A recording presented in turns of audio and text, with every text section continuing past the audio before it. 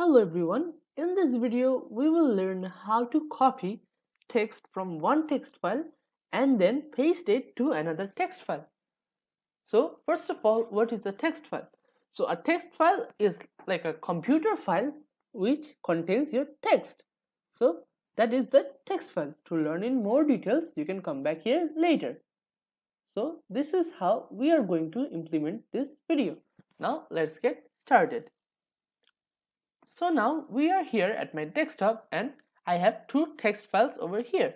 So this one contains the text, the rename.txt, and this text for you text is empty. So if I want to copy text from this text file to this text file, first of all I will have to open this text file. I will have to select the text. I will have to copy this, and now I will have to go to this text file, the text of for you.txt, then right click and click on paste, and then I will have to save. Now if I close it, now this text file has the same text. So this is how you copy text from one text file to another text file. Now let's have a look at the summary. So in this video we have covered how to copy text from one file to another text file.